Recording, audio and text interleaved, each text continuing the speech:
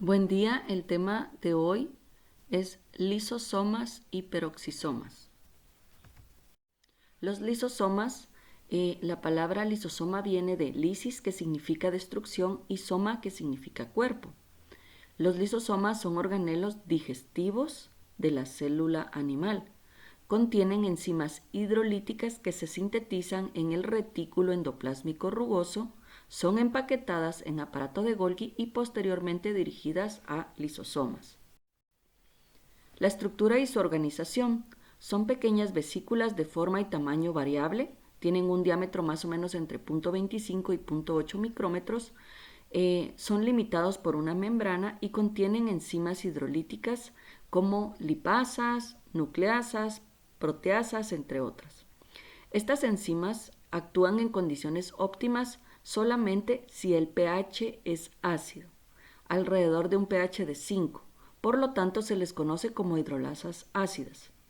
El mantenimiento de estas condiciones internas requiere la presencia de bombas de protones que hacen entrar hidrogeniones en el interior de los lisosomas para mantener un pH ácido.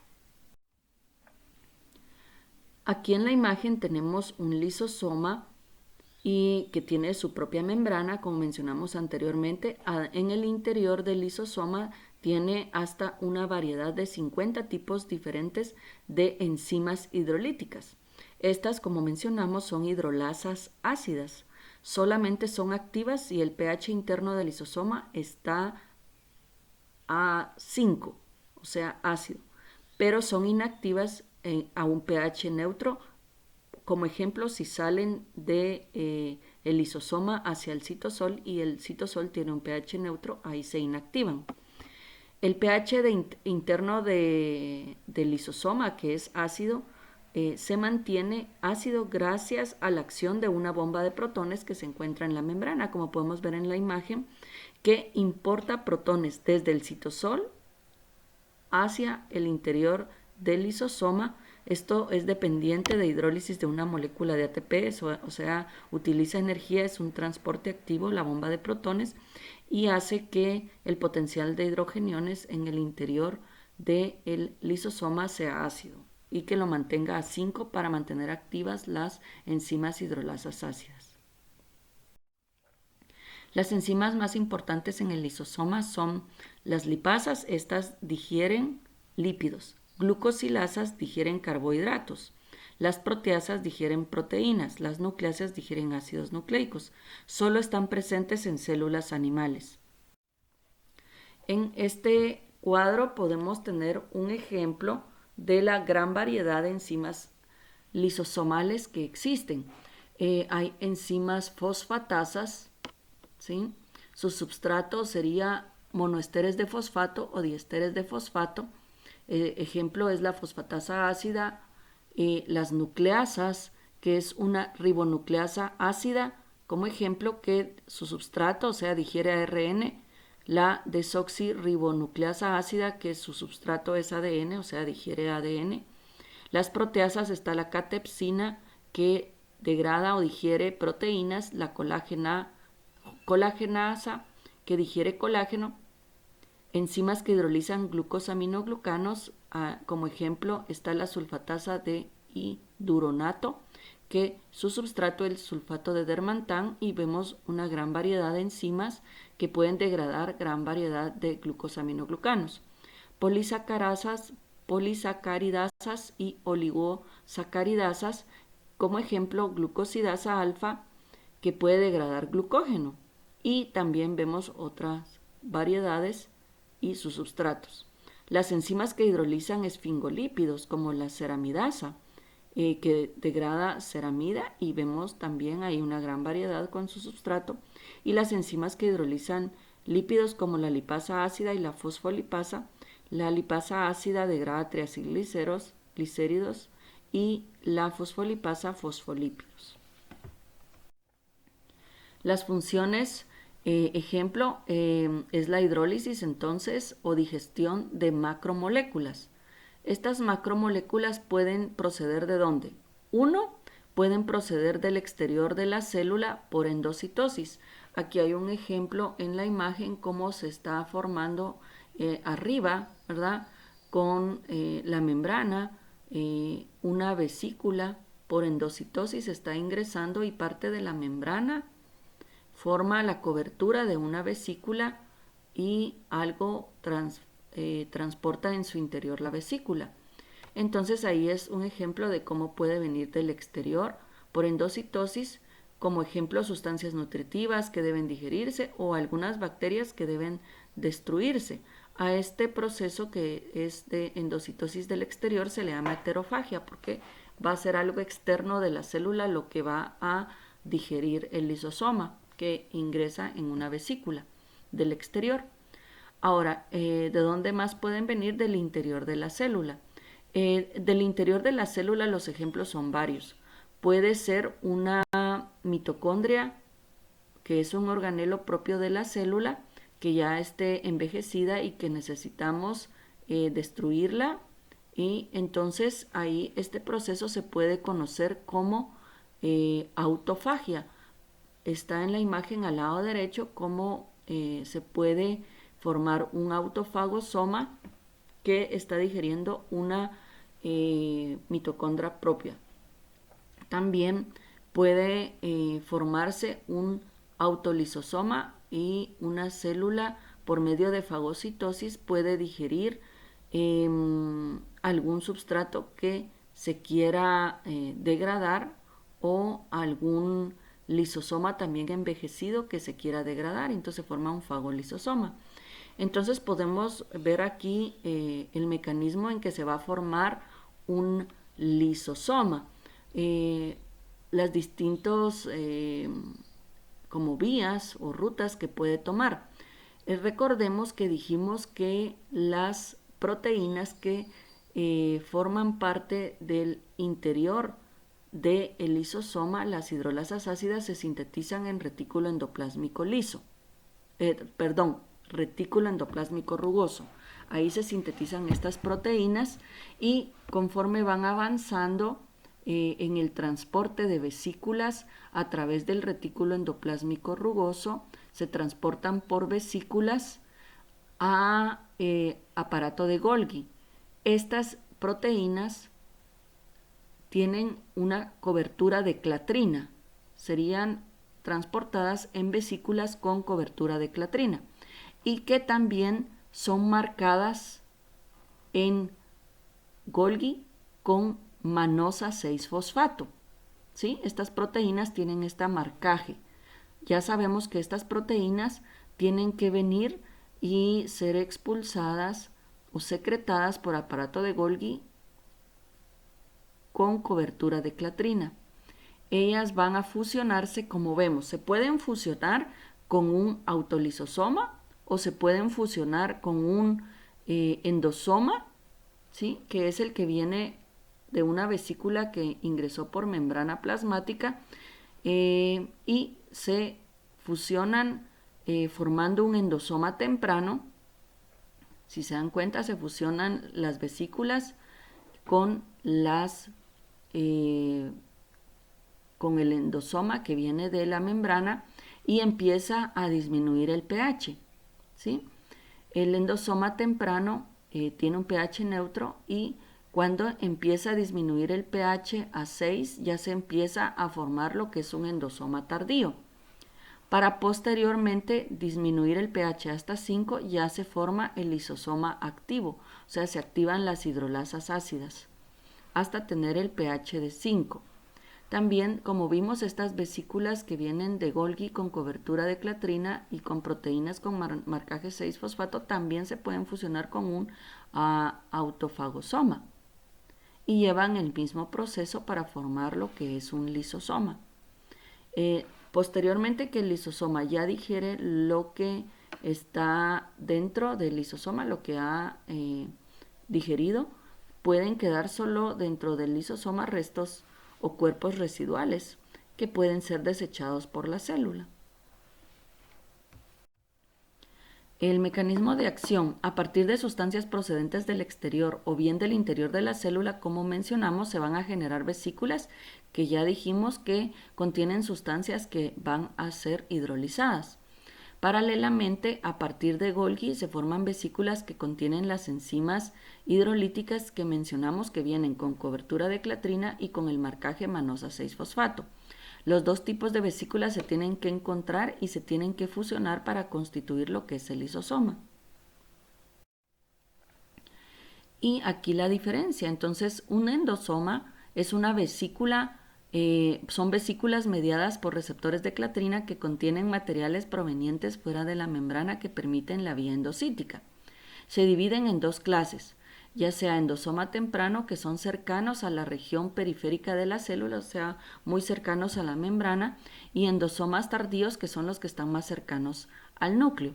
Los endosomas tempranos van madurando progresivamente a tardíos mediante va disminuyendo el pH, como lo mencioné yo en la diapositiva anterior. Hay también un intercambio de proteínas RAF, hay también morfología distinta en sus estructuras internas, hasta que ya se fusione finalmente con un lisosoma y forme lo que es el lisosoma maduro como tal. Pueden existir varias enfermedades lisosomales si hay alguna enzima hidrolítica que esté mutada, ¿sí? Y que no esté trabajando bien por la mutación. Aquí hay ejemplos, está la enfermedad de Tay-Sachs, que ahí el producto intermediario acumulado es el gangliósido GM2, porque la enzima tiene un defecto, la que la degrada o la que lo digiere, que es la exosaminasa tipo A. La enfermedad de Gaucher es el substrato o producto que se acumula es glucocerebrósidos, porque la enzima beta-glucosidasa está defectuosa.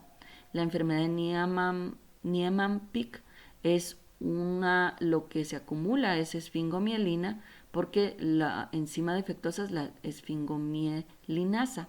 Y así podemos ver otras como enfermedad de Crabbe, la enfermedad de Fabry, el síndrome de Horler, que es una mucopolisacaridosis, tipo 1, y el síndrome de Horler, que es el tipo 2, y ahí lo que se acumula es el dermatán y aparán sulfato, y las enzimas defectuosas son alfa y duronidasa y udirato 2-sulfatasa. Y la enfermedad de Pompe, que es una glucogenosis de tipo 2, que es el glucógeno, el substrato o producto que se acumula, y la enfermedad está producida por el defecto de la enzima glucosidasa alfa. Un acrosoma es un lisosoma especializado. Es una vesícula cónica que está situada a modo de capuchón en la cabeza del espermatozoide. Contiene varias enzimas, entre ellos hialuronidasa y acrosina. ¿Cuál es la reacción del acrosoma? Este es importante, ya que, como dijimos, se ubica en la cabeza del espermatozoide y es importante para la fecundación del óvulo. La reacción del acrosoma es que empieza a hincharse el acrosoma, forma poras y fusión de la membrana de la cabeza del espermatozoide con la membrana del acrosoma. Destrucción en cadena del acrosoma, o sea, de la membrana del acrosoma, y entonces ya puede liberar las enzimas que colaboran, que son hidrolasas ácidas que asisten al espermatozoide para poder digerir la membrana del óvulo. Entonces penetran la zona de la membrana del óvulo, la zona pelúcida, y entran al ovocito. Y esto es el proceso que ayuda a las hidrolasas ácidas, que son un acrosoma que son un lisosoma especializado dentro del acrosoma, se liberan y colaboran para la fecundación del óvulo por el espermatozoide. Este proceso dura más o menos 20 minutos. Los peroxisomas son un conjunto de organelos que fueron identificados por primera vez en 1954 en el riñón del ratón, y debido a que su función era desconocida, se les asignó el nombre de microcuerpos. Están presentes en las células eucariotas y pueden encontrarse dispersos por el citoplasma o bien estrechamente relacionados con otros orgánulos como lo son mitocondrias o cloroplastos. Pueden existir dos tipos de peroxisomas, pues los peroxisomas como tales y los glioxisomas, que son específicos en las plantas, solo en células vegetales. El término peroxisoma fue asignado a los organelos por Dubé y Baudin debido a su papel en la formación y oxidación. No solo forman, sino oxidan el peróxido de hidrógeno. En 1976, Lazarov y Dubé mostraron que la organela también desempeñaba un papel importante en la oxidación de ácidos grasos, y este hallazgo fue seguido por el descubrimiento que en la actualidad aún continúa expandiéndose, de que es el sitio de una amplia variedad de reacciones. Aquí en la imagen vemos un peroxisoma, y aquí en esta imagen nuevamente vemos varios peroxisomas cercanos al núcleo y a mitocondrias y a cloroplasto.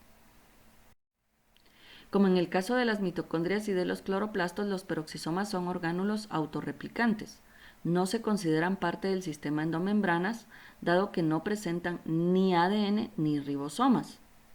Tienen que importar todas sus proteínas desde el citosol. Esto es importante, o sea, se sintetizan en ribosomas libres del citosol. Una secuencia específica de 3 aminoácidos que está situada cerca del extremo carboxilo de muchas de estas proteínas es la que actúa como señal para que estas proteínas sean importadas hacia el peroxisoma. Aquí hay un ejemplo de importación de proteínas a los peroxisomas. Muchas proteínas de la matriz, entonces, peroxisómica, utilizan una secuencia señal, en este caso serina, lisina y leucina, con las siglas en inglés CKL. Esta secuencia señal está ubicada en el extremo C-terminal que no se separa tras la importación. Estas proteínas se unen a un receptor citosólico PTS1 y es la señal para que ellas viajen hacia el peroxisoma y sean internadas a la matriz del peroxisoma y sean parte de las funciones del peroxisoma. Estructura y organización, sabemos que son orgánulos también rodeados de membrana, poseen forma y dimensiones variables. Lo importante es que contienen enzimas oxidasas que oxidan diversos compuestos, como ejemplo ácidos grasos, aminoácidos, bases nitrogenadas. Lo único es que producto de esta oxidación de estos compuestos se origina peróxido de hidrógeno, que es el H2O2. Y entonces también, como este es tóxico, los peroxisomas también tienen otra enzima que es la catalasa, que esta es lo que hace es degrada el peróxido de hidrógeno hacia agua, lo convierte en agua y oxígeno y así ya no es tóxico. Entonces, entre las diversas funciones, dijimos que son orgánulos que contienen enzimas en los que se utiliza oxígeno para eliminar átomos de hidrógeno de determinados substratos. Como resultado de esta oxidación, pues entonces, como dijimos, se puede obtener agua, pero también se puede obtener peróxido de hidrógeno. Las enzimas oxidasas hacen esto. El peróxido de hidrógeno es altamente tóxico para las células, por lo que precisa la actividad de la enzima catalasa, que también está en el peroxisoma, que lo que hace es que degrada el peróxido de hidrógeno en agua y oxígeno. Aquí podemos ver las reacciones de las oxidasas produciendo el peróxido de hidrógeno y posteriormente la reacción de la catalasa degradando el peróxido de hidrógeno en agua y oxígeno. Y como mencionamos, no solo tiene esta función el peroxisoma, sino también tiene alta actividad enzimática para catabolismo de purinas, para oxidación de ácidos grasos y también una alta actividad destoxificadora con su función catalasa, ¿verdad? Intervienen en numerosos procesos metabólicos, en la beta oxidación de los ácidos grasos, como dijimos, de cadena muy larga de 24 a 26 carbonos, también en la síntesis de plasmalógenos, que son una clase inusual de fosfolípidos, y también contienen la enzima luciferasa, que genera la luz emitida por luciérnagas. Esta enzima es perisoxomal, pero lo tienen específicamente este tipo de animales, las luciérnagas. En procesos de detoxificación que tienen lugar en algunos tejidos, como la degradación de etanol en el hígado y también en los riñones de los vertebrados, también tienen esta función de catalasa. Muchas de estas reacciones se producen a partir de productos también, como dijimos, de procesos de oxidación que suceden en mitocondrias y en cloroplastos. Es que se obtiene el peróxido de hidrógeno y entonces necesita de la actividad catalasa para destoxificar y degradar el peróxido de hidrógeno en agua y oxígeno. Los Glioxisomas, como mencionamos, son otra clase de peroxisomas, pero que solo están presentes en las plantas. Contienen enzimas como catalaseas y enzimas para la oxidación también de ácidos grasos, pero además también contienen otras enzimas. Los glioxisomas son más prominentes en plantas con semillas que dependen de ácidos grasos que están almacenados para obtener energía y materiales para formar una nueva planta, o sea, para la germinación. El desdoblamiento de ácidos grasos va a generar acetilcoenzima A. Este se condensa con oxalacetato, forma citrato, que se convierte a glucosa por una serie de reacciones enzimáticas. Este ciclo se conoce como ciclo del glioxilato. Esto es producido durante la movilización de reservas de grasas, especialmente durante la germinación de semillas oleaginosas. Muchas gracias por su atención.